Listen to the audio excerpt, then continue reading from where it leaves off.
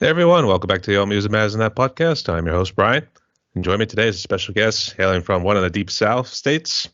It's TJ Garcia. How you doing, Yes, brother? sir. I'm doing good. Doing good. How are you doing? Not too bad. And AKA waiting at the bridge. Yep. Who is he waiting at the bridge? Probably his girl. Oh, yeah. Actually, Flying my cats. not really. Actually, Yeah. where'd you come up with the name? It's actually about there's like a little poem about when you lose a pet, they're gonna be waiting for at the bridge for you. So that's where I got it from. So like a pet cemetery, like you see in Yeah, the Stephen yeah. King novels. Yeah, kind of type thing. Yeah. I've lost a lot of cats over the years, so they're waiting for me, I guess. I see. Actually, what kind of cats do you like to, I guess, adopt? I should say. All my cats are rescues. I have so many different types. I have a couple of Siamese, a couple of just black ones and tuxedo ones, and Oh, that's pretty sweet. yeah. Yeah. Yeah, I've actually known a couple of friends who are always like real big into collecting cats, I should say, or adopting, I should say. Yeah, they're like Pringles. Once you get one, you can't stop. I guess you also have a dog as well. Yeah, I have to hear him in the background. Sorry about that. No, you're all good. So that's all good. All right. So, TJ, I want to welcome you to my podcast right here, and you get to elaborate more on your music as we keep going along right here. So this is actually going to be Okay. interesting too, because I guess you could describe it a little bit more too. But I guess first off, let's start with this question right here. I guess who are you? Who are you? And I guess how did you become a musician? uh, I've been actually playing music since I was like 5 or 6 years old. My dad was a musician, so I just followed his footsteps.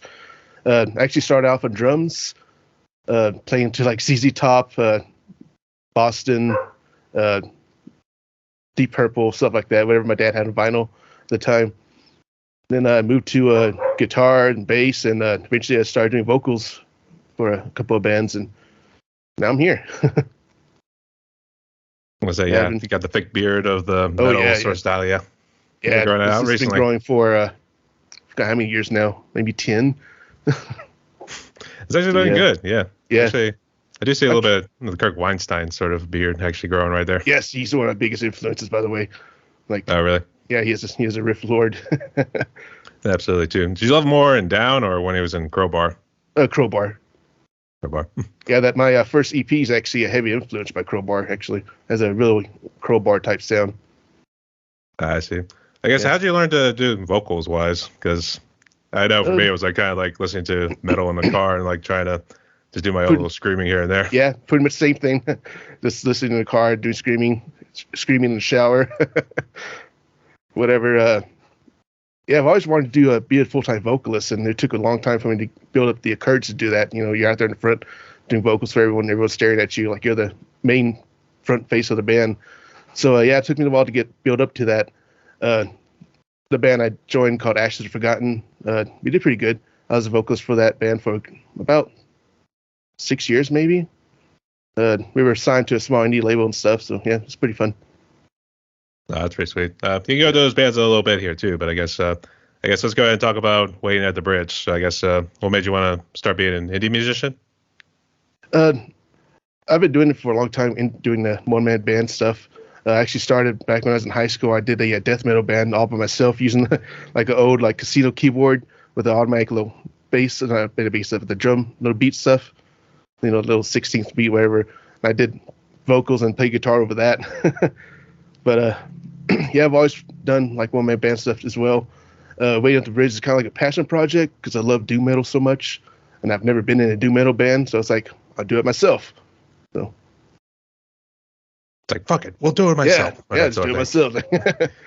Plus, there's in the area I moved to. I used to live in Dallas. I live in a small country town now. I have a lot of property and stuff, but there's no one around here that does metal, so it just naturally just happened, I guess. And then there's that one guy just up the street who happens to be the one metalhead. That's sort of Yeah, thing. yeah. I don't think there's anyone that likes metal here. And actually, I'm kind of the outcast, the devil worshiper of the town. We got to throw in the holy water at you too. Yeah, Like Halloween yeah. as well. So Yep. that's all good. That's all good. So I guess why do metal though? I guess this also ties in with the influences too. I guess who really inspired you to take out like a doom metal project? So many bands. Electric Wizard, Black Sabbath, Crowbar. Bongzilla, Bong Ripper, all the bong bands. uh, Bands like Conan, Primitive Man. Oh God, they're so damn heavy. Yeah, a lot of bands like that. They all influenced me. Influenced the way that the bridge sound. Except I've always wanted to do a doom metal band because I just love the eeriness of it, the darkness, the nihilism of it. And also, I've always thought if a cat could play music, it would be doom metal. I should probably just picture like a cat like a Dark City of sort of Robe, for instance, or like that sort of thing. That's pretty cool though. And actually, I was checking out some of your music last night, especially like some of the album covers as well. I think one of them was like this giant monster or something. It was the heavy one. Oh yes, yeah. It was like a cross between like a boomer and I guess like try to do some sort of kaiju sort of project there, or what was it? Yeah, it's kind of. It's just typical. The big monsters are normally like kaiju's and stuff like Actually, I used the AI to make it because I wanted to represent heavy, so I had to want something really big and monstrous. I would have to say I thought at first it was like holding a chainsaw first, but it's just leaning up against the bridge, right? Yeah. Just actually, that's funny. You say a chainsaw. Some of the earlier art designs I did for it, he actually did have a chainsaw. That's what I was thinking too, because the way I guess we could say the light, it's kind of like making those little like spikes sticking up too. It's almost like yeah. So what sort of AI do you use to kind of make those sort of album covers, by the way? It's one to download on my phone. It's called Starry, I believe, something like that. It's pretty good. I'm gonna say it's starting to take over right now. I think that's why they need to legislate on. Yeah, the logo was actually done hand drawn by a friend of mine who's an artist. So I just can't afford to pay for art that big just yet. So I'm using AI at the moment. I do have some art that I bought for upcoming albums though. That was pretty sweet. I did have to ask, was it one that he kind of did like what Dave Lombardo did to make the Slayer album, for instance? I think the story was he like cut it. I don't want to say the floor or something like that, but. He was just able to like make it one day, and it was like, oh, there's our album and everything too, or the logo as well. Was it kind of similar to that? Actually, I'm not sure how he made it. He just he's a good friend of mine, and he's an artist, and he was listening to some of my early music before I actually put it out there. And he sent over that artwork. I was like, holy crap, dude, that was pretty awesome. He's like, yeah, you can have it free. He's like, badass. So yeah, everybody wins. Yeah, that's pretty awesome of him. Yeah. Does he play any other instruments? I guess have you guys collaborated as well outside of doing the whole logo? Yeah. He's been in a lot of bands. He used to live in the Dallas area as well. So everyone that's in the music scene in Dallas all knows each other pretty much, and we collaborate on everything. We've all been bands together. So yeah, we've done a lot of things together. I guess how is Dallas this time of year though? Because one of my family relatives actually did go to Dallas and liked it too, but I think it was more for a work trip. So I guess how is it this time of the year? It's not bad. It's not too cold. The area I'm in is about 5 hours away from Dallas. It's a little bit further north towards Colorado. It gets a lot colder here. Way colder. It's like 30-some degrees right now, which is why I'm wearing a hoodie. That explains that, but that was also a Shovel Monster. Oh, yeah. Shovel Monster hoodie. That's awesome cool. Dudes, man. Awesome dudes. I have to get them on at some point, though. I recently joined. Really cool. I recently joined the indie community about a couple of months ago too. That's actually how I found out about your music and oh, nice. Good number of other people as well. That's badass. Yeah, it's a really good community. Really, really awesome. I guess how'd you join it? Actually, this Shovel Monster was actually the first one to start talking to.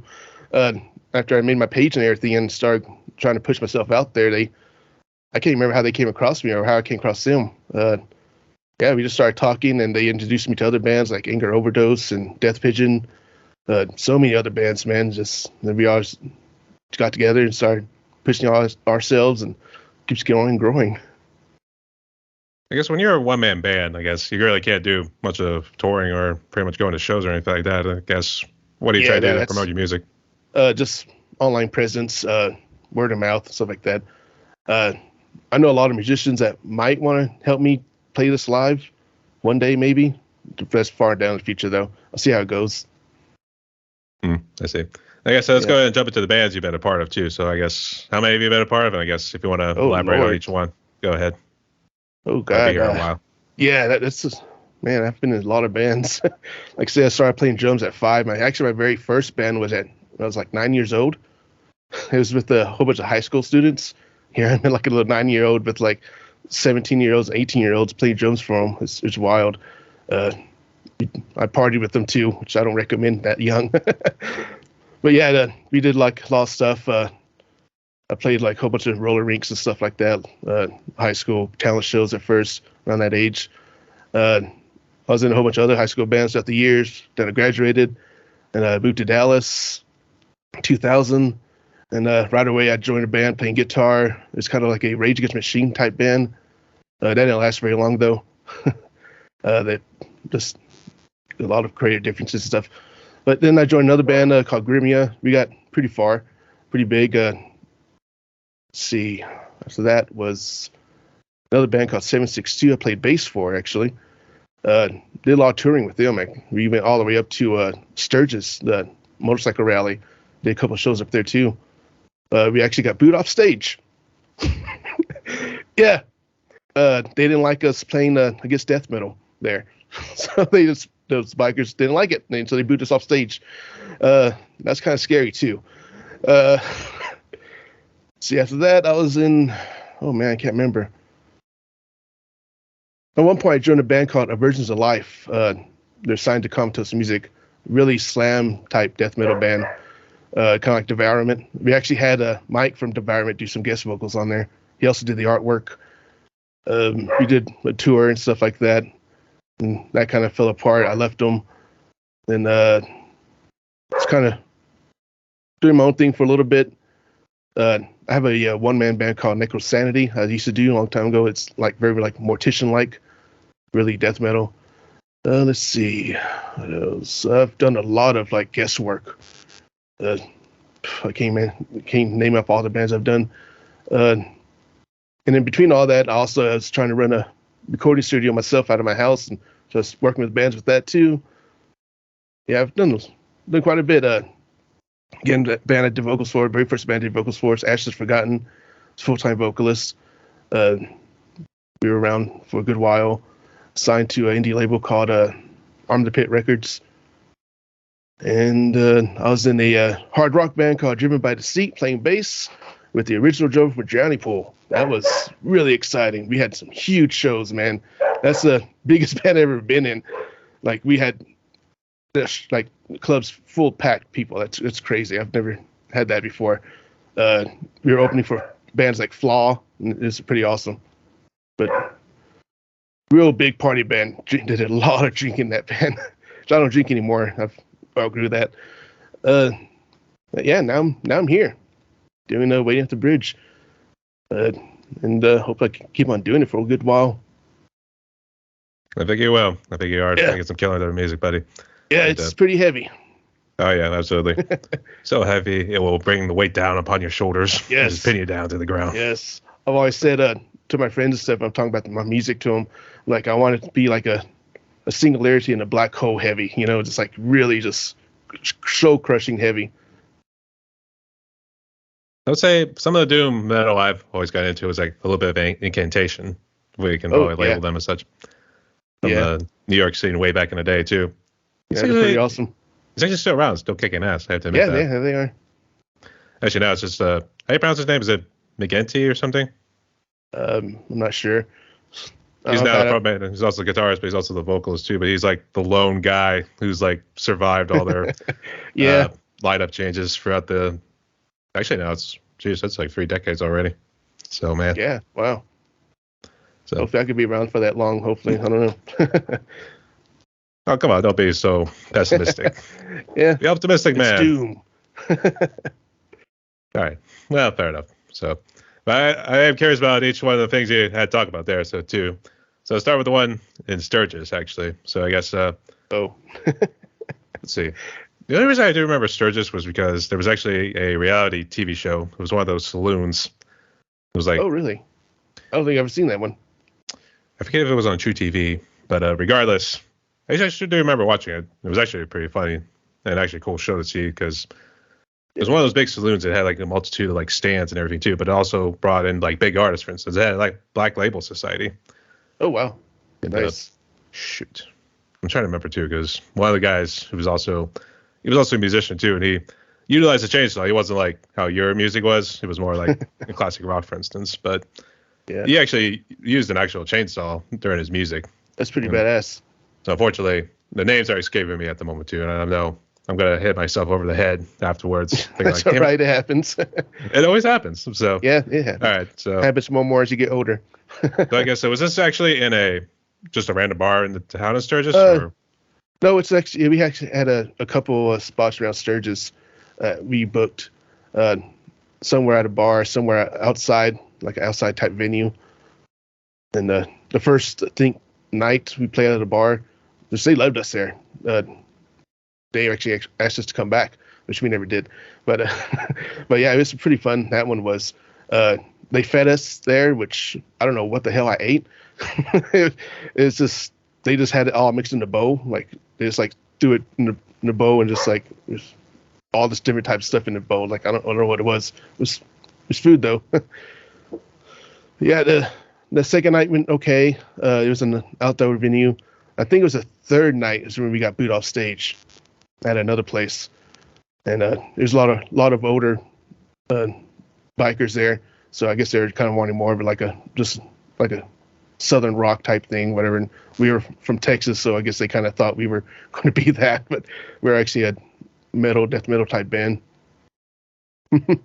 Actually, which state do you guys have a bigger rivalry with? I guess it's more of Oklahoma, actually. Yeah, pretty much, yeah, Oklahoma. I've actually been in a bar fight in Oklahoma after a show. And my band played with another band. So yeah. Oh man.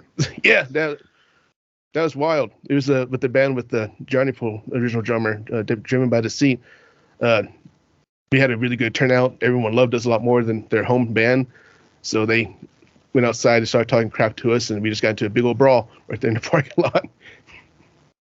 You should write a book, to be honest. So that I've been told that several times. Oh man, yeah, that's actually freaky too. But we're gonna do that in a second too. But I would say I think your bikers in Sturgis were probably Oklahoma guys, so that's probably why. So they figured out you were Texas boys. So. Yeah. So speaking of this, you said it was Dreaming by Deceit? Driven by Deceit. Okay, yeah. So I guess fill us in on this one too, because that's interesting. You got with the bass player from Johnny Poole, especially the drummer, the original drummer. Yeah, Kevin. He's no longer with us. He passed away a couple years ago, but yeah, he's pretty cool. So I guess elaborate. I guess how this whole thing work out? They were already a band before I joined. They just like barely started, and they needed a bass player. They had like one show booked, and they did it without a bass player. And I was there, and I knew the guitarist. Like I said, in the scene over there, we all know each other, and he's been in other bands I've known, and so I've been out to support him. Like, okay, I'll come out supporting you. Listen to him, and after the show, he was like, "Dude, I know you play bass. You've played bass in past bands before. Like, would you want to play bass with us?" I was like, "Sure, why not?"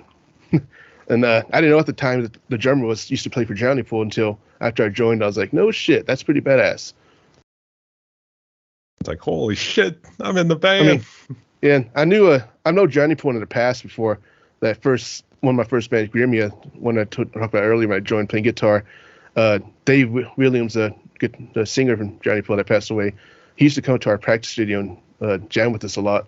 He actually did vocals with us live in one show too. He was trying to help us get signed with this label as well, but it never happened. We broke apart before that. Oh, that's such a shame, but yeah, a good man nonetheless. Yep. That Sinner album is absolutely killer, to be honest. That's it's great. He's awesome. Let the bodies hit the floor. That's the one.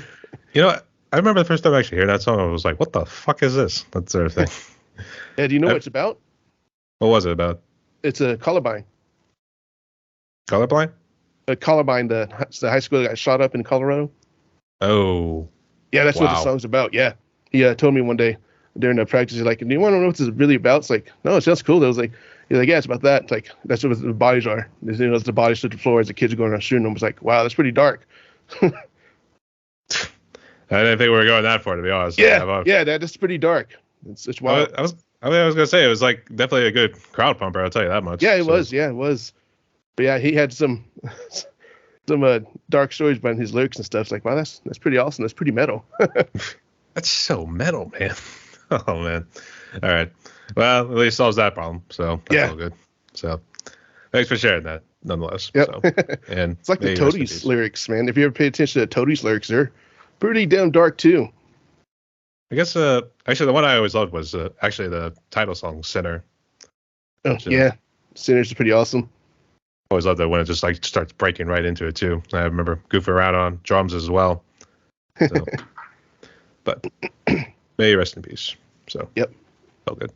Yeah. So I guess let's see where we're at. Let's do this question. What is it that you loved most about music? Because it seems like you started drumming at a young age, so I imagine you were probably flash beating in the womb before that. Probably. It's magical to me. It's awesome how it can change a person's mood, how it can influence someone to do something like become better or like get energy pumped up to go to the gym, whatever, to chill. It does so much to the human body. That's what I just love it so much. So it's cool. It's like you're creating something magical for someone to enjoy and to take something away from it that it might just make their day, listen to this song or something, and it's great for connecting too. Like you found a really big connection with the person with music and stuff. So yep, especially right now as we're communicating in different parts of the states. So that's all good. I did ask about the side behind you too. I imagine it's Dawn of the Dead or is it Shaun of the Dead? Dawn of the Dead, original, yeah. Okay. I guess you're a big horror fanatic as well. Oh yes, I am. Especially zombie movies. I love zombie movies so damn much. Like I've seen all of them pretty much. I think the only problem is I think the best zombie one would have to be. Actually, no, it was The Walking Dead. Unfortunately, it's a TV series. Yeah, it's not bad. Of course, Dawn of the Dead's like one of my favorite all time. I like all of George Romero stuff actually. I think my newer type zombie movie I like on the more modern age is probably let's see, that one from Korea, that Train to Busan, is it? I'm not too sure. Actually, I almost wanted to say Left 4 Dead originally, but that's a video game. Yeah, it's really good. You need to check it out. They did it really well. That's good to hear. And I guess we were real big into like the Saw movies because I remember me and a friend would like just sit behind and just kind of enjoy this and that. I like the first couple ones, then they kind of got kind of a little boring to me. But they're pretty brutal. The Hostel movie was, I think, probably one of the most brutal ones that were, I guess, kind of bigger than what normal movies are. That I like a lot. That's pretty hardcore. I've seen some really, really like just crazy brutal ones where like the bodies explode all over the damn place and everything. It's like it's just wild. I think the thing that gets a little annoying with like some of the horror movies, for instance, is that it just seems like the big main antagonist is able like to kill everybody with just by simple means. For instance, he's just all powerful. For instance, like what you see with Jason Voorhees, and maybe to a certain extent with Freddy Krueger too. Or I actually started reading about Leatherface last night, so I'm assuming that's where you got the chainsaw idea. Yeah, Texas, you have to do chainsaw stuff in Texas. I did ask how well received was the Texas Chainsaw Massacre when they realized, hey, they're talking about our state. I think, I don't know. I think a lot of people think it's cool, I guess. A lot of people think it's actually a real thing, which, I mean, a lot of places around here it looks like that. Really desolate and just like really like some crazy white people, old people, just missing teeth and stuff, hillbilly people out here, but that are kind of creepy. But yeah, it's not real though, but it's pretty cool though. I would say at least convinces people to just stay away from those areas. Yeah, so. Yeah. There's a lot of areas around here like that. Oh boy! So now I can see where they get the idea from. So yeah, all right. Yeah. There's a lot of little back roads. Texas is a really big state, and there's a lot of little back roads. Hardly no one goes down, and it's pretty creepy looking with a whole bunch of old houses, and people still live in them. They look abandoned, but yeah, people live in them. Oh gosh. Yeah. All right. So I digress. We'll have to try to figure that problem out at some point. So, and I guess who would you consider has been your favorite villain from like the horror movies you watched? I guess villains too, if it's Dawn of the Dead as well. Like I said, zombies have always been my favorite thing. I prefer the slow walking over the fast ones, but they're all good. I guess my favorite antagonist is probably Jason Ford. He's just a big juggernaut, unstoppable. Like, it's pretty like, I guess it's kind of like what my music is too, is like big and heavy. So I think I remember watching Freddy versus Jason. Jason actually hit this one girl and she just went flying and just like hit yeah. Like, it was probably more funny than it was like scary, for instance. But it's all like, oh man, you gotta feel bad for her. It's cheesy. It's like the one where he's in New York and he punches a boxer guy and he punches him, his head pops off. It's hilarious. I'm not surprised then, because they had to make him a little bit OP, to be honest. So that's all good. Right. But to get to probably one of the more serious questions that I sent over to you, I guess, how bad did COVID impact you, your family, and I guess how about with your music too? Because I imagine, was that when you started doing more of Waiting at the Bridge? Actually, yeah. It was during the start of the COVID pandemic. That's when I started to really focus on Waiting at the Bridge. I actually started the idea back in 2017 when I first moved here, because like I said, there's no one else that does metal here. So I was going to do it myself. And I always wanted to do metal, like I said, and it just happened. But I didn't really get really focused into it until the pandemic hit. Mainly because also the stimulus checks helped me buy some new equipment, because I had to sell a lot of my old equipment throughout the years. So that helped. But yeah, COVID hit me pretty good. I've gotten it, I think, about 3 or 4 times now. But luckily the shots and stuff, boosters, makes it where it's not as bad as it originally was. But yeah, my wife got it. She got it way worse. She was in the intensive care for like a week. Almost lost her. And yeah, it hit me pretty good. I'm sorry to hear that. And it's good to see she's doing well, right? Yeah, she's good. Long-term effects, she has some issues like she has some issues with her eyes now, and it messed up her pancreas and stuff like that, where she can't produce the stuff for blood sugar stuff. But yeah, my went that far. Yeah, that hit her pretty hard. Only thing it did to me is like my anxiety went up a lot more, and my ADD is like really bad now. It's like it's crazy. I think I would have to agree with you in terms of anxiety too, because I know sometimes I get a little anxious too, especially when it's like learning like new things. So yeah, that's what it did to me as well.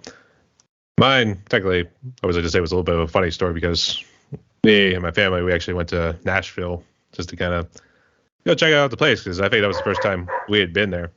Oh wow! Sure enough, we come back after bar hopping on Broadway. So you tend to imagine how that goes. So yeah. It's still totally worth it. I would say that, even though it sucked afterwards, because it's like I tried hopping on a drum set trying to play like both for instance. Yeah. And I just couldn't do it. I mean, I was just that fatigued, to be honest. Yeah, it hits you pretty good. Yeah.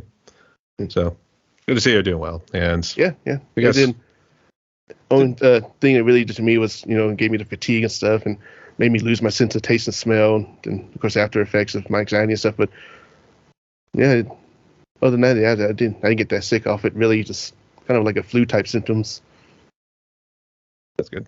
And and it actually was more of a blessing when you think about it, in terms of starting your whole little project with Waiting at the Bridge. So yeah, like there's good and bad with it. That's how I see with everything. Like there's always gonna be good and bad about every situation, every incident, whatever, every year. Mm-hmm. Yeah. All right, that's all good. So I guess talk about the gear, since you mentioned about it too. So I guess let's start with that. So I guess what kind of gear do you use right now? So at the moment, I'm playing a Jackson 7-string. It's actually hanging on the wall behind me. Actually, what side is it? This side, yeah. I can't see it. No, it's this side. Sorry. And my bass is right there. My guitar's over there. But yeah, it's a Jackson 7-string using Nergal pickups.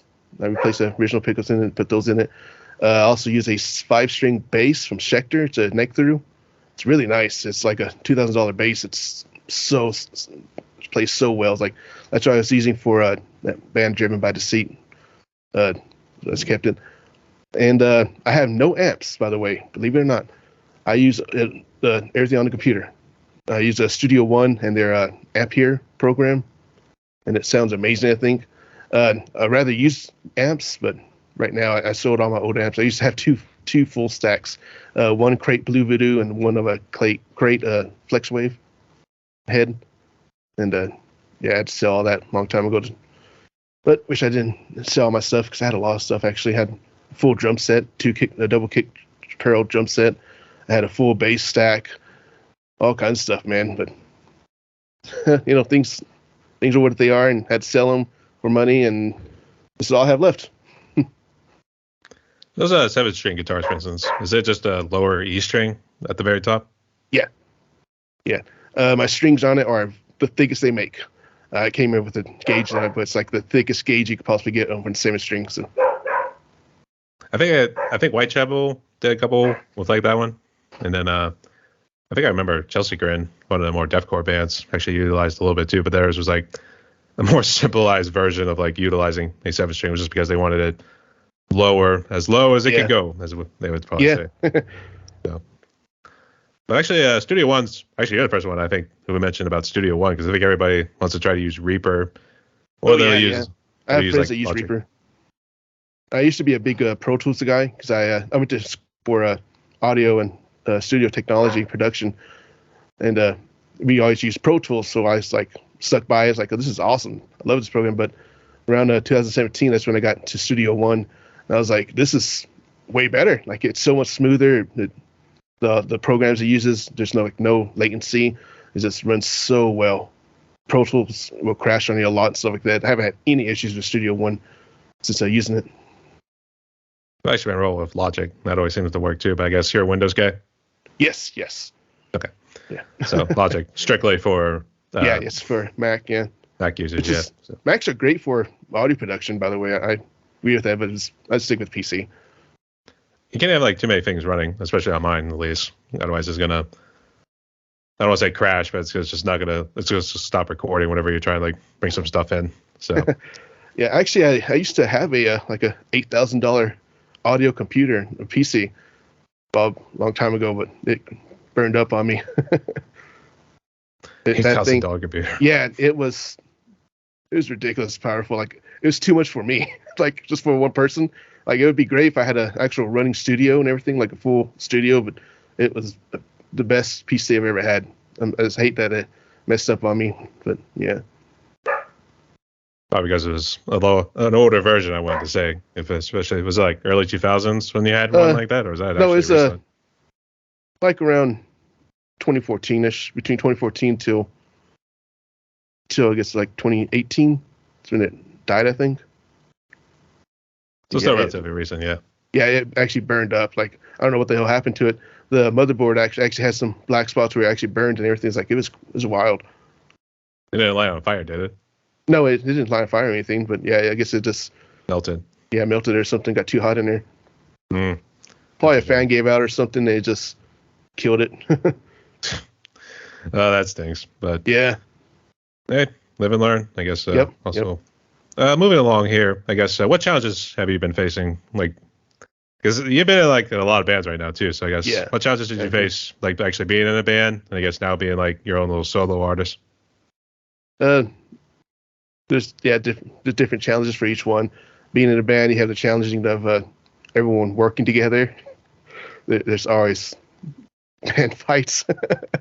But yeah, being by yourself, the challenges are, well, you're by yourself.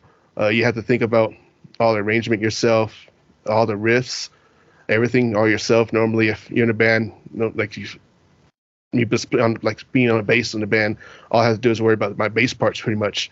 But being by yourself, you got to worry about the bass parts, the guitar riffs, the drumming, any leads or anything you have to do. And on top of that, the lyrics and vocals, all that, and the arrangement, mixing it yourself, production, editing it yourself. Everything it's a lot more. But it's also you have total control of yourself though. So you get to do what you want to do and make it the way you want it to make it. Well, say in terms of the touring wise, I guess since you started when you were young, I guess did your dad have to help you like move the drum set between sets and everything? A little bit. He always looked up to me though. It's like if I want to do it, I had to do it myself. So he was ex-military, so yeah, he was kind of hardcore like that. So. Did you like serve in Vietnam or what service did you do? At the end of Vietnam, yeah. He wasn't at the very beginning when it first started, but he was at the end of it. He always said consider himself as the cleanup crew, pretty much, and he's seen a lot of stuff over there too. Actually, I don't think I want to know, so we'll just leave it at that. It's pretty bad stuff. Some stories he used to tell me. But tell him thank you for his service, nonetheless. So. Yeah, well, he passed away in 2014, but yeah. Sorry about that. That's all right. No, that's all good, bud. Thank you for your service, nonetheless, good sir. So, yeah. All right. And I guess concerning the musicians, I guess you've interacted with a good number of musicians already, right? In some of your music. Yeah. In terms of the indie community, I should say, because I was checking out some of the music you had on your YouTube page, for instance. And I guess how did you reach out? Did they reach out to you, or did you reach out to them to see like, hey, do you want to do a nice little collab? Normally they reach out to me. Let's say I know them or something, then I might something. But yeah, they normally always reach out to me and stuff like that's. I don't know. Everyone's always reached out to me for stuff. It's just interesting. I don't know if they just I put out a good vibe or something. I don't know. Yeah. It's the metal vibe you're kind of emanating now. I think it's the beard too. They see the beard and they're like, oh, this guy's awesome. Yeah, just. It must be like, oh man, he's intimidating too. Yeah. Try to get on there too. All right. Yeah. But I guess what advice would you give to other musicians? I guess even in our community, but even like startup musicians as well. Just keep doing it. Don't give up. That's the biggest advice I to give you. Just don't let the critics put you down too hard. Do music for yourself. That music that you'll be happy with. And yeah, we don't live long around here on this little rock. So do as much as you can. He still keeps his nice little pessimism too. So yep, I'm all over the place. Have a nice certain degree of pessimism as well too. Yeah, builds character. So yep, that's all good.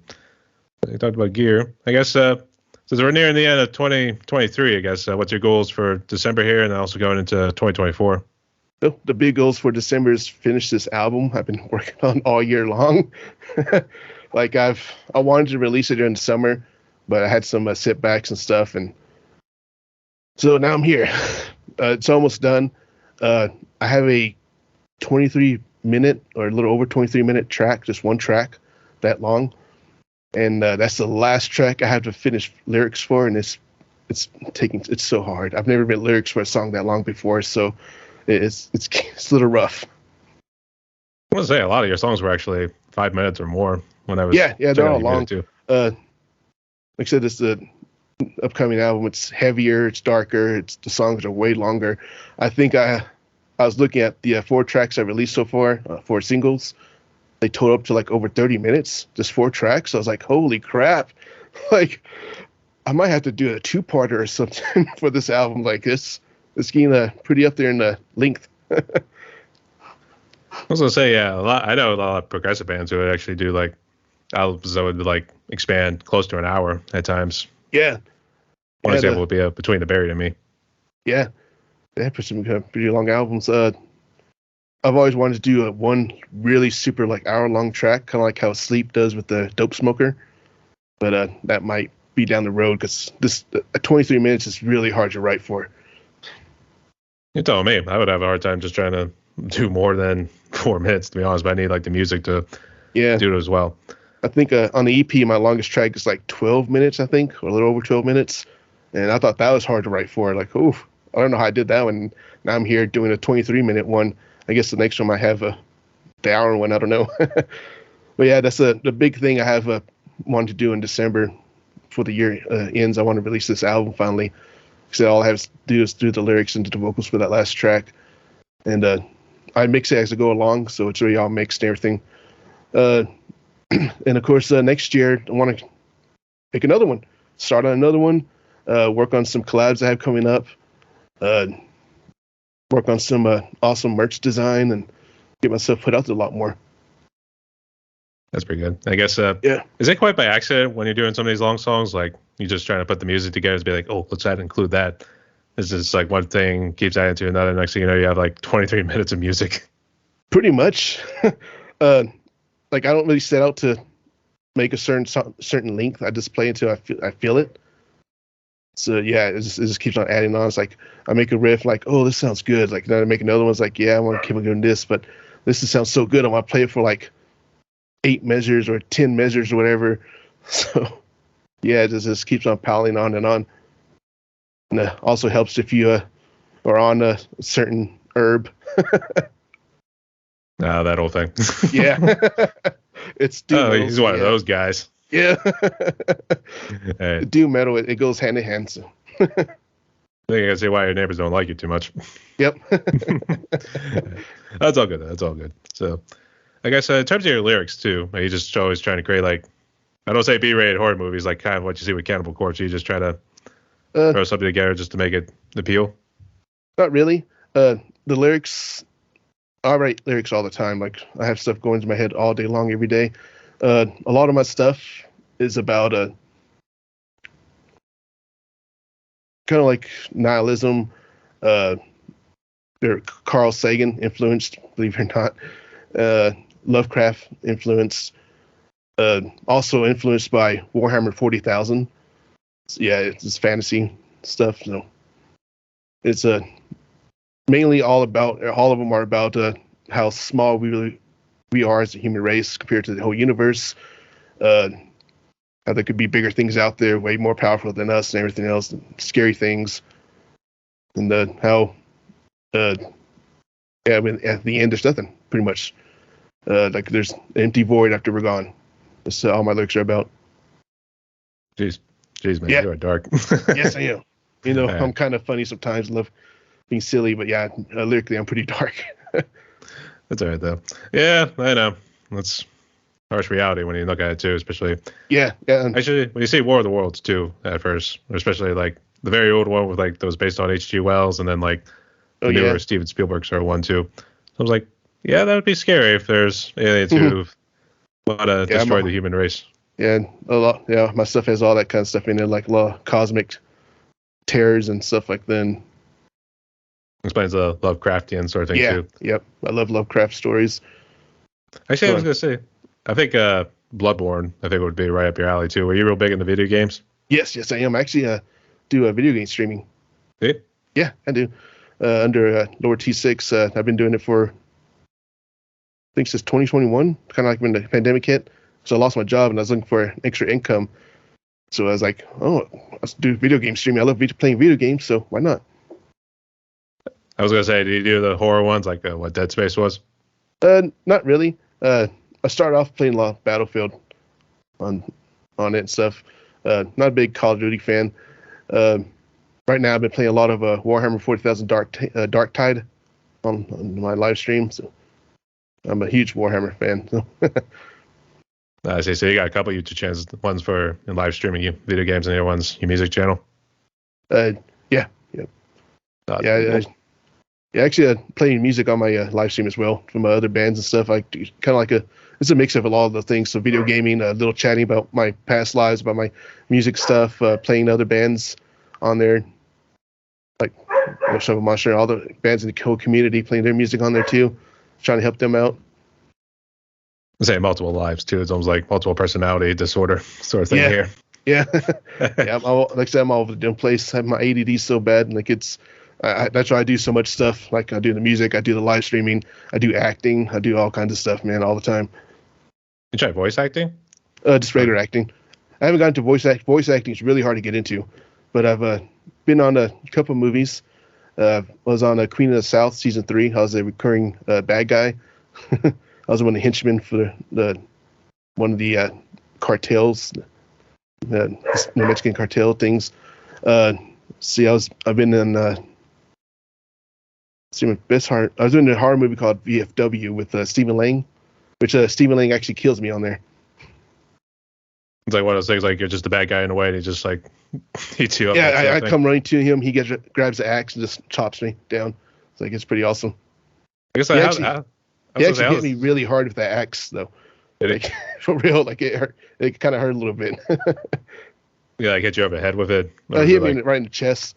Like he went all the way. I guess because I'm a bigger guy, kind of heavy set and kind of muscular. So he went all the way back and just swung it right into my chest as hard as he could. And during the take, and yeah, I felt it pretty good. Oh man, Yeah. I was gonna say, you just like try to lay there, just like hold it in and be like, and then it's Yep. just like, oh God, man. Yeah, I just started laying there. It's like, I hope that's a take because I don't want to do this again. Yeah. Yeah. Actually, I do that. So, okay, how did this work out? Because now you piqued my interest. All right. I guess is there like a studio close by to where you live? No. I had to travel for it. This was actually outside Dallas. A little I actually filmed at an actual VFW building there, and another abandoned building like near downtown Dallas. So it's two areas. But yeah, I drive to it. It's like 6 hours away. Let's say you want to elaborate on the story, because actually, what were you doing before the pandemic? Just trying the music thing. I worked at a gym. That's all before the time. I actually done a lot of little jobs here and there, like janitor work and stuff like that. But I've always wanted to do acting. I got into it like in 2018, my very first booking. It's just the same thing with doing the vocals. It just took me a while to build myself up to it, and because it does take a lot to do it. You're in front of a camera. You have people watching you, like hoping you do the right thing at the right time and everything else. Like it's kind of hard. So yeah, I started my first one in 2018. There's just a background actor. I was a viewer at a wrestling match, and so all I had to do is sit there and yay and stuff like that. So like, yay! Thanks for my $1,000. That sort of thing for like maybe a standout guy here. So yeah, you actually don't get paid much.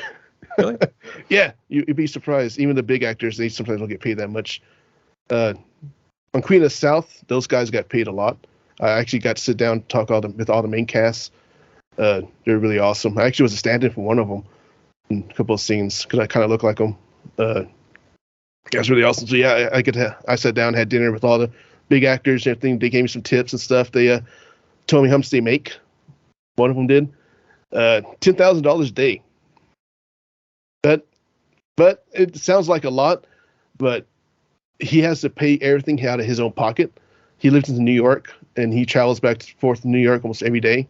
After each set, like after the shoot, he goes back home, and he has to come back the next day. So he burns to that 10,000 really fast. He says so because he's got to buy his own hotel room. They don't get you your own hotel room. So yeah, it all comes out of your own pocket. I was like, man, no wonder they went on strike over there in Hollywood. Yeah. So you hear about these big stars like Robert Downey Jr. making millions off a movie, but it's actually not that much because he's got to pay the agents, he's got to pay his managers, he's got to pay his hotel rooms, he's got to pay for his travels and all that stuff. That all comes out of the actor's pocket. I don't know why you want to go back to New York this was all shot in Texas, right? Yeah. He said because he has family up there and he just misses them. It's like, well, just video calls, but to each his own, I guess. I guess he's not used to FaceTime or Skype like what we're doing right now. Yeah. I mean, I would almost treat it almost like a vacation, for instance. Like, okay, I'm going away for a project right here, but I'll be back as soon as it's done. I mean, that's the way I would have kind of approached it too. Yeah, that's how I do it. I'll stay there nearby by my scenes that need to be filmed. Like during Queen of the South, I had to go multiple times. But they always try to book me to have all my scenes together in one like little time frame. So I'd be going to stay in Dallas for like maybe a week or so or 3 days. And I come back home. Then I don't have to come back there again till like next month or a couple months down the road to do more scenes.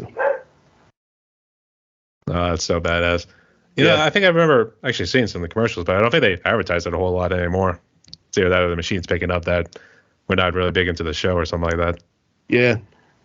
I think I had like, I can't remember how many seasons. I was in season 3. I think it continued on to like 2 more seasons. I think then that got canceled or they stopped it.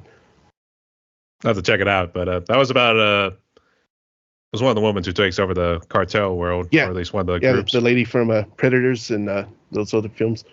She's really awesome. I got to hang out with her a whole bunch. Actually, one scene I was seeing one of the guys kidnapped her in that episode, and it was pretty awesome. That was a interesting story there that took so long to film, by the way. I'm gonna say, man, I feel like a dick doing this, that sort of thing. It's not bad. It's just there's a lot of people on the set that for that whole scene, all the bad guys, and a lot of things went wrong. Like they had one of the guys actually driving a vehicle, which they should have had stunt person or someone else driving the vehicle, not actual actor guy doing it. But he supposed to jump out of the vehicle and run around it. Well, he jumps out, but forgets to put the vehicle in park. So it just keeps on going. It misses everyone, but yeah, it crashed and everything else. They had to reset the whole scene and everything else. Getting another vehicle in there is wild. It took so damn long. So yeah, you definitely need a stunt double for. Yeah, they should have had someone else doing it, just throw in a park and make it look like he got out or something. But yeah, they did it that way. After he wrecked it, of course, they had someone else actually in there, actual stuntman, so knew what he was doing.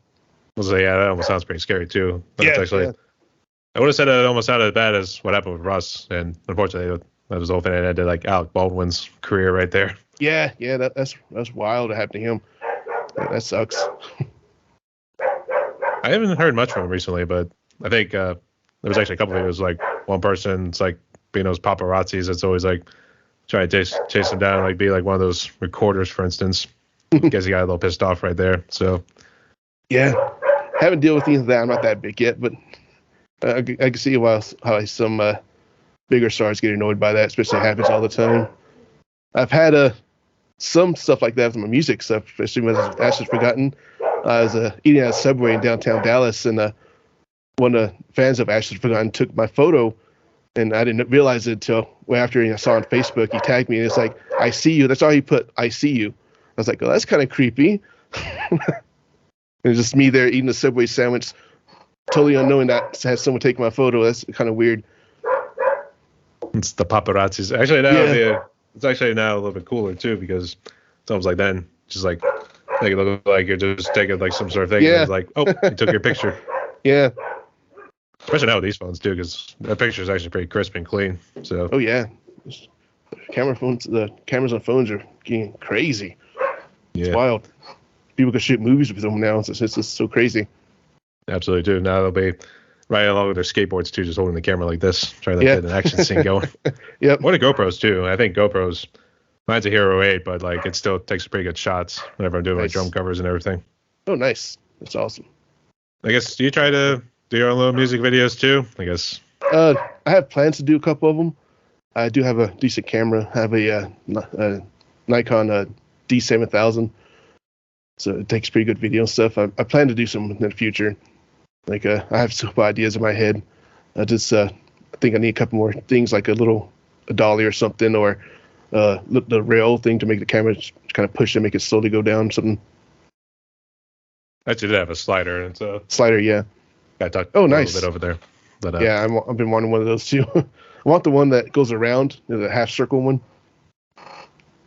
I don't think I've ever seen that one, actually. I think the ones I always see was like in a straight line. It'll just go like back and forth like this way. Yeah. You had to make the half circle ones kind of give you the like a matrix type thing that camera goes around and stuff. Oh, that's so sick. They're kind of expensive though. I can imagine. Yeah. I was gonna say this. I say the most proudest moment using that slider actually was when I was doing a Between the Buried and Me song. It was a Mordecai. Oh, nice. And when it transitions into the more softer part, for instance, actually I tilted it straight up and down like this, just to kind of like give a nice little feel. That's awesome. And I just timed it right. I mean, I'm still happy about it too. But you see me look over because I'm making sure, like, okay, I want to make sure that thing does not slide if it like falls out of place for some reason too. Yeah, it's kind of scary if it falls. But it worked out in the end too, so it's all good. And actually, congratulations in order for your little acting career you got going on right now. Yeah, it's nothing real big. It's fun. Hopefully, it gets bigger too. Like my band, hopefully all that gets real big. But I'll keep on doing it. Keep on trying. Keep on pushing. Actually, I was picturing they do like an Ace Ventura sort of scene right there, where TJ Garcia is the front man of waiting at the bridge. Yeah. That actually would be pretty funny. Actually, do you ever see Ace Ventura? Yes. That's an awesome movie. I remember watching it as a kid. Love that scene with the Cannibal Corpse. It's like, wow, that's so awesome, because I was into Cannibal Corpse then as well. I was just like, blew my mind that they're in a big movie like that. I think they actually said like they I think it was more Paul Mazurkowitz who had actually talked about it in greater detail. Was like, since they were having a hard time, Cannibal Corpse was having a hard time trying to like join him on the set for this one scene. I think it was like, okay, we'll just wait out. We'll do everything else first, and then we'll come back to the scene. That's awesome. So, I mean, it showed how much of a metalhead Jim Carrey is. Yeah, that's pretty awesome. And it helped Cannibal Corpse out big time. It blew them up crazy. And then they realized what all their music has in it too. Yeah. So I was like, all the parents were like, okay, I'll go buy this album. And they see the album cover is this zombie being eaten out or something. Just like wow. Was it that you see the Tomb and the Mutilated album? Yeah, that one's the babies. Yeah, that was brutal. Actually, just the album cover itself, just like two corpses just right there. Yeah. So, I don't know. But hey, sometimes inspiration, I guess other things just come out of nowhere at times. So it happens. Yep. And it's all art. Yep. We are in the dark arts now. Or yep. we want to say like dark romantic sort of art too, that sort of thing. It's kind of how I always like to describe like how more darker sort of metal is too. So I guess you also kind of describe your music as like chainsaw sludge sort of metal too. I guess where'd you come up with the terms? The chainsaw terms that I have a lot of people always tell me my guitar tone always sounds like a big like buzzsaw or chainsaw. So I was like, I'll just come up with that then, because it does sound like a really like grindy type chainsaw type sound. So yeah, chainsaw, death sludge, doom metal, kind of a mouthful, but yeah. Yeah, I think at some point you just could say it's just metal, baby. Yeah, just metal. I should also picture you be like Leatherface too, if you had like your guitar and you were able to like use the AI to kind of make it look like a chainsaw. I've always wanted to actually put like a chainsaw design on the guitar, like have the little chainsaw teeth on the outside of the guitar and stuff. Like I've always wanted to do that. There's actually one of my t-shirt designs is a guitar that's like part chainsaw as well. I was gonna say I don't know how well that would work if you're putting it on the edge of the guitar right there. So I imagine that would probably make it a lot harder to play if you ask me. So I'm not sure. A lot harder and a lot of cuts. Yep. The hands all jacked up and everything too. Yeah. So I guess your question's pretty good. So I'll go ahead and jump to some fun ones right here. We did kind of touch on it a little bit too. So we'll start with this one too, because I know you said you used to drink, but it seems like you gave it up too. So congratulations on being sober. How many years? Since 2014, I think. So I'll have a drink once in a blue moon, but before 2014, I was a really heavy drinker. Oh, not 24, maybe actually 2016. I'm sorry. Yeah, before that, I was really, really like, I would wake up and start drinking right away. That's how bad I was. My fridge would be filled with alcohol and beer, nothing else. I actually have a thing on my Instagram. One of my old posts was like, "This is going to be my Friday night," and I show a picture of like 24 cans of beer in front of me with my game controller. It's like that's a typical night for me. I drink that much. It's like, yeah, it was wild. Was it your wife that kind of helped you out along the way? That, and I was hospitalized too around that time too, with the really bad diabetes levels. I'm good now. I have it under control. I don't even have to take medication anymore for it. But yeah, it's all that from all the drinking and stuff. It just throws all your system out of whack so bad, especially when you drink really heavy. So yeah, that was a big problem. So yeah, I just kind of made a mental decision to change. That's good. Yeah, congratulations, they made. Thank you. Which one would be your favorite non-alcoholic drink?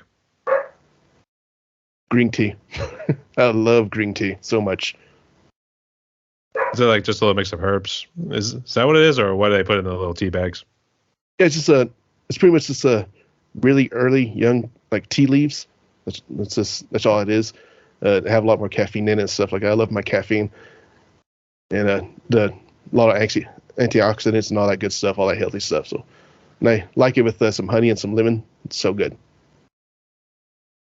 I just imagine you said caffeine too, so I don't know if it was like that kick that gets you out of the bed in the morning too. So yeah, I drink a lot of energy drinks. A lot of energy drinks. I was gonna say you go with the Monster, that sort of drinks. I don't like Monster too much. I drink like the C4s and stuff like that, the Rock Stars. There's a lot of brands out there that I love. But yeah, I drink a lot of them. Actually, this isn't Sprite. This is actually an energy drink in here. By the way, I reuse my bottle sometimes, so that. Hey, it helps with the whole family recycling program, or making sure you reuse certain things. Yeah, we have I live out in the country, so there's a lot of flies around here. So they leave in a can opened up. Flies will go in there. I just put in a bottle. Just, yeah, it's kind of creepy. Yeah, there's a lot of damn flies out here. I have not sure how far it is. Not too far. It's like across the road a little ways.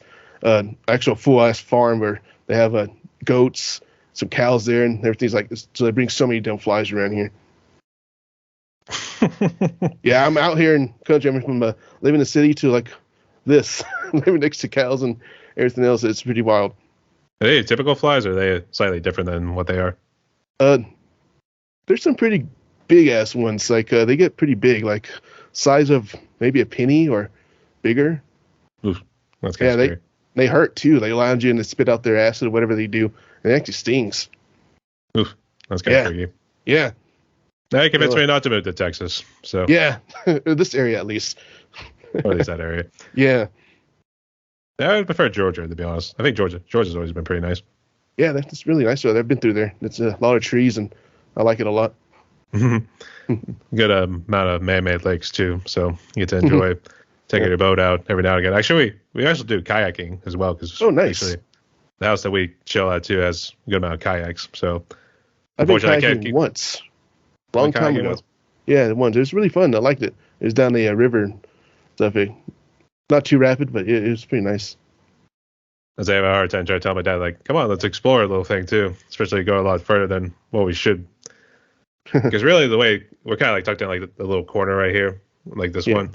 Then you get out and you're like on the main body of water. So obviously you got to stick to the side since the boats passing by too. Everybody, the rich yachts and everything. So that's so cool. So what would you consider as your favorite food? Moving on to the next question. Favorite food? That's a really tough one. So I like pretty much all types of food. Wow.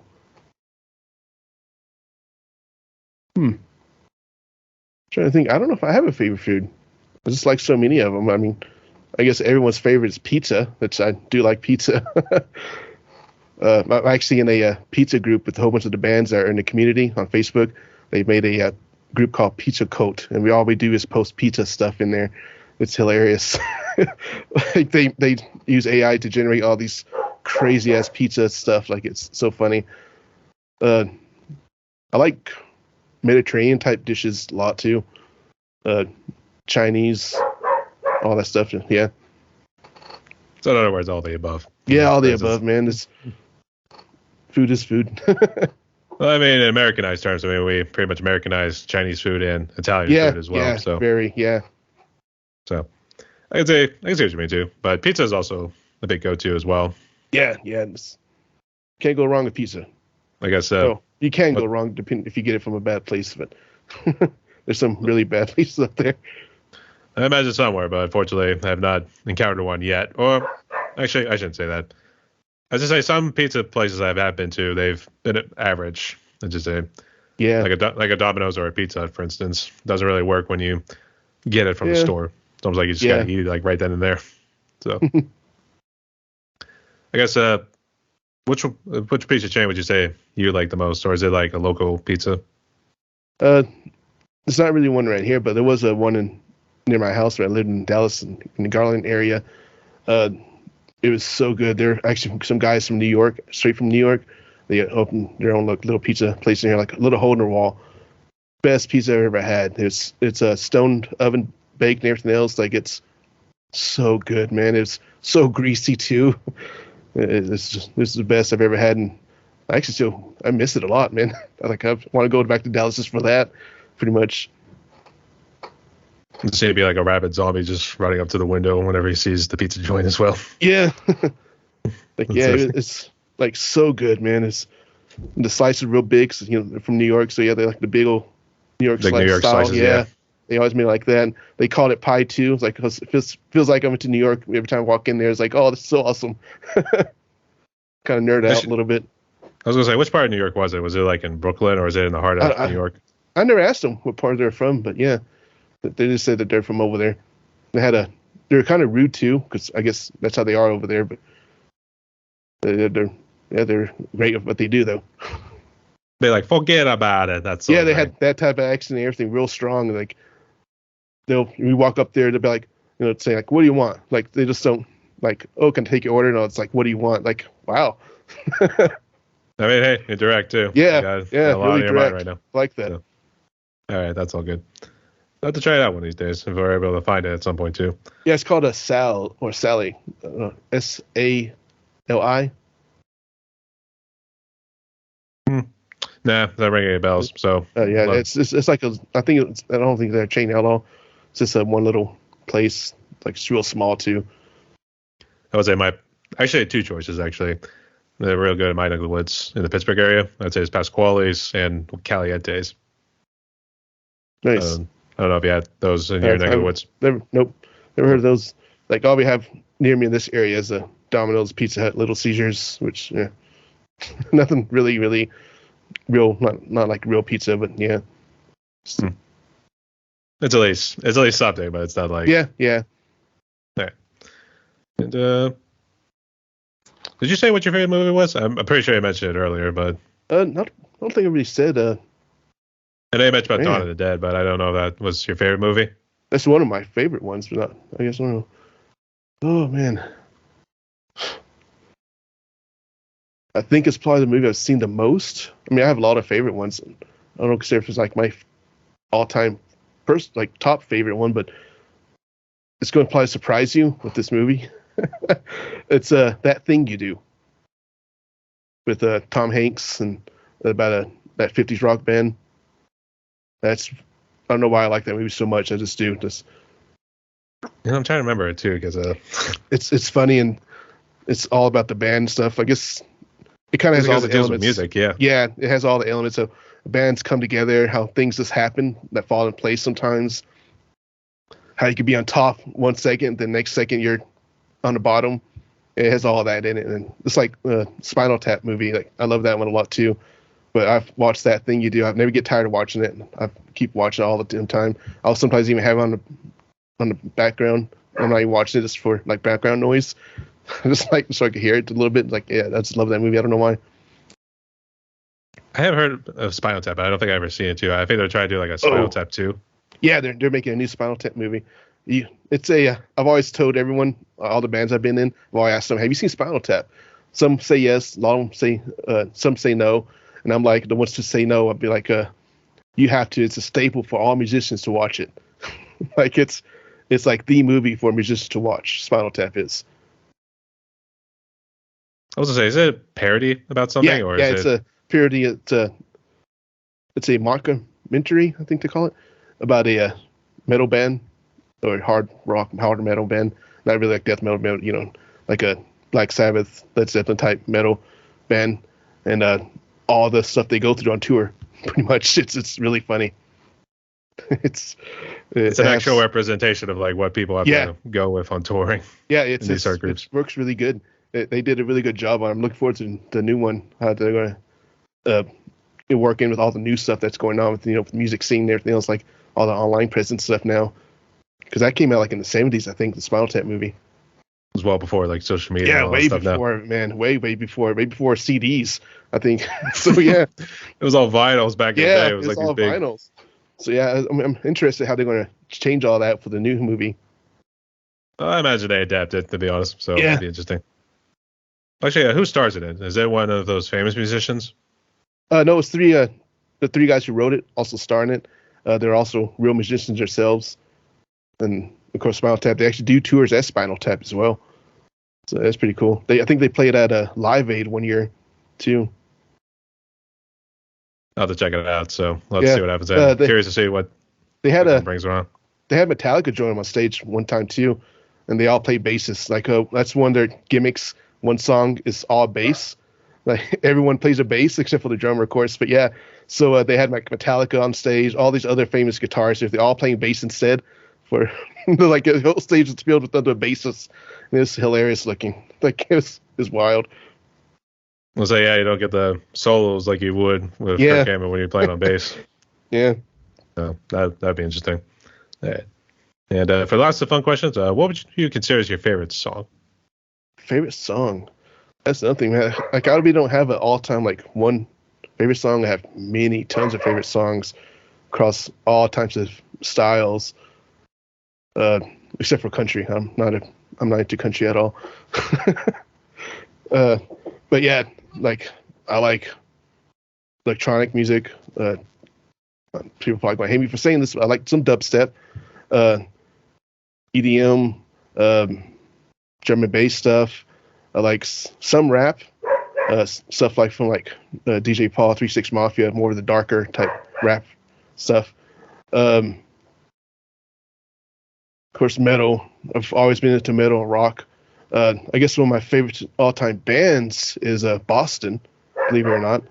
I love their sound so much. That first debut album, Boston, the self-titled one, that album was mixed so damn well, and everything sounds so crisp. I love that so much. I used to listen to it all the time in vinyl. My dad had it on the vinyl, and I would listen to it, play drums to it, everything. So I have music all over the place. I have tons of favorite songs, man. The Acacia Strain is one of my favorite metal bands. I love them so much. I like them because they kind of tip their toes into like doom metal a little bit. Some of their tracks. That's why I like them so much. Megadeth is one of my favorite, bands from that era, from the Metallica type eras. But as far as the song wise, like I can't really pick one song. There's so many.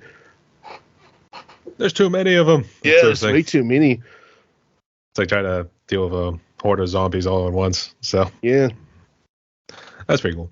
I guess there's you too. Yeah, there's a lot of good music out there, and it's sometimes you end up finding it in a different genre you never really would have thought of. For instance, like in terms of dubstep. I do that's with dubstep. Is it Skrillex? Some of his stuff, not all of his stuff. A lot of his stuff sounds like it's repeated, like his music.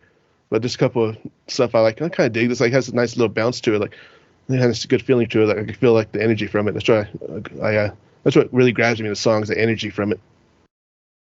I think I remember actually taking a master class at Dead Mouse. Oh, Dead Mouse is awesome. Yeah. it was showing how he was doing music production. But I was hoping like he would do like, hey, this is how I kind of approach it too with how I do it in a DAW, for instance.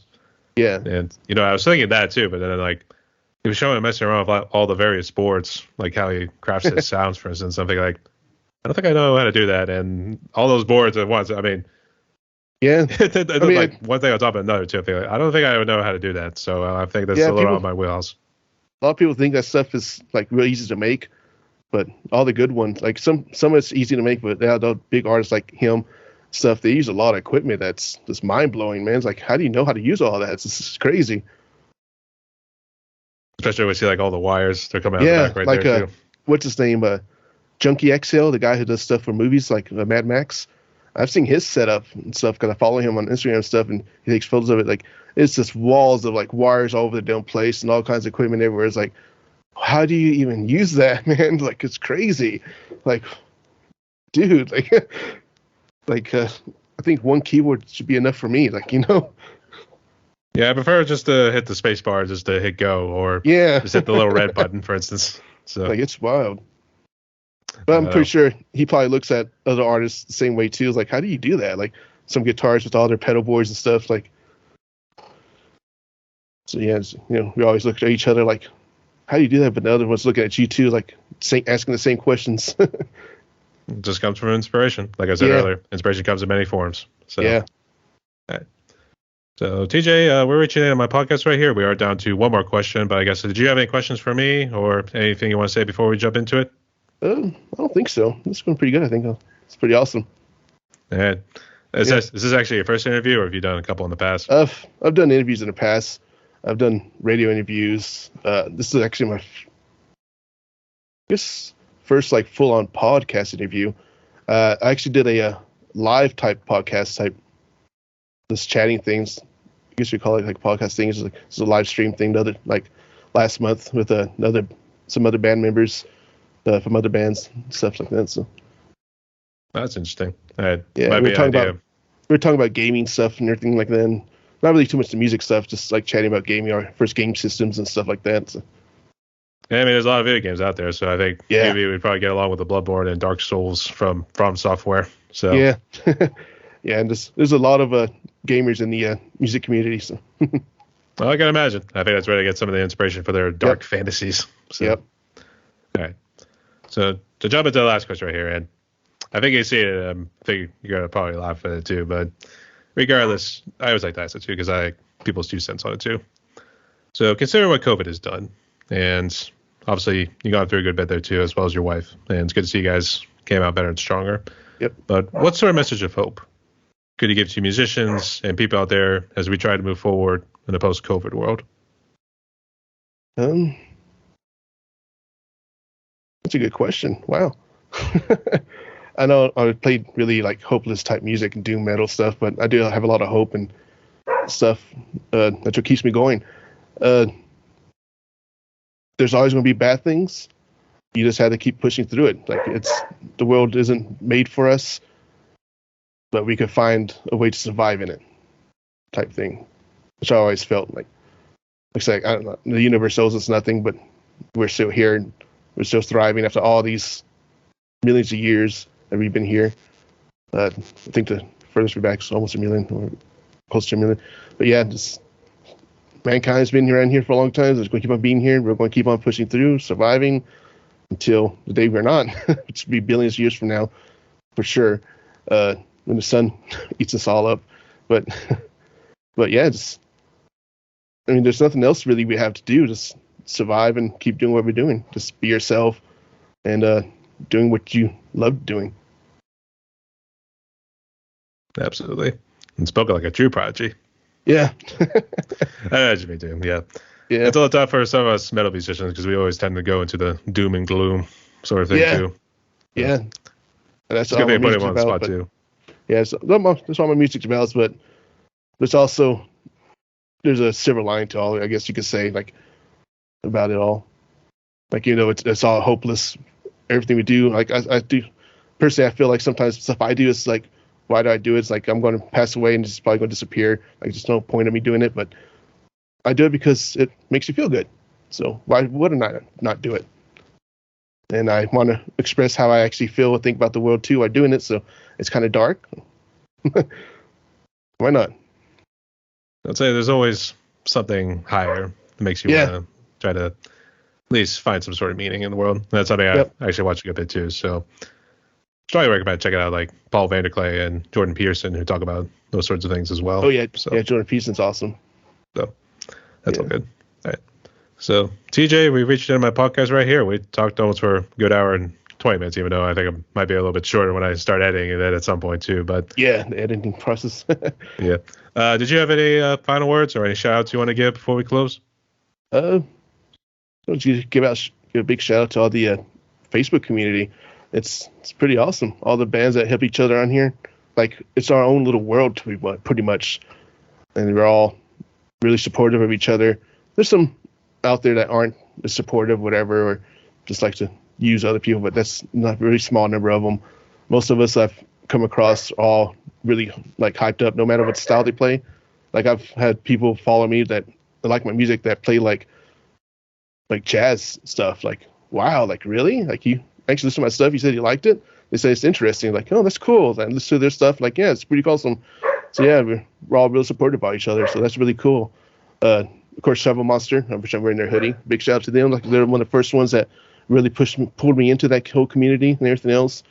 They shared a whole bunch of like pages with me and stuff, and got me networking out there and everything else. And that's right, made contacts with a whole bunch of other plus, and now led to this with you. So yeah, that's why I give a big shout out to all those people, man. Everyone's a part of that whole community. They're freaking awesome. That's definitely good to hear. I'm definitely gonna get Shovel Monster at some point too. I'm gonna ask them where they came up with the name, to be honest, because that's actually. I'm actually curious to see where they got the name. Yeah, they're pretty awesome about it. I'll let them talk about it, but yeah, I kind of know where they got the name from. I'll talk to them about it before. Don't spoil it. I won't spoil it. But yeah, it's pretty awesome, man. They're really cool dudes. Dude's kind of like me in a way too. So he also has a cat too. The main dude. I think we always got a soft side for us metalheads too. We always like hugging our pets too. So metal and cats just go together so well. I don't know why. I don't know. I want to say it was something with Metalocalypse, what those guys do in Death Clock, for instance, but I don't know. I don't know. It just happens naturally, I guess. So whatever. Yeah. All right. And I guess how else can people reach you if they want to perhaps reach out, or where can they check out your music? It's all over the place. It's on Amazon, Spotify, YouTube, of course, my Facebook. It's Waiting at the Bridge. I have an Instagram. I have a TikTok. Never use it. I don't really care much for TikTok. I know it's a great platform, but I don't really want to get on it that much.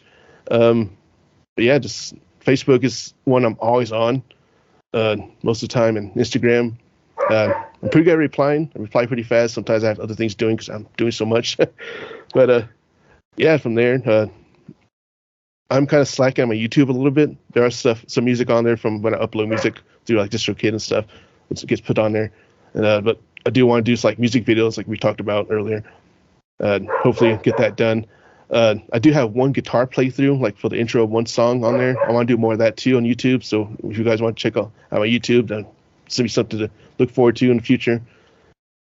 But I think that's pretty much where I'm all at. Like all the streaming services I'm on, of course, and that Bandcamp as well. It's all Waiting at the Bridge, except for Instagram. It's the WATV band.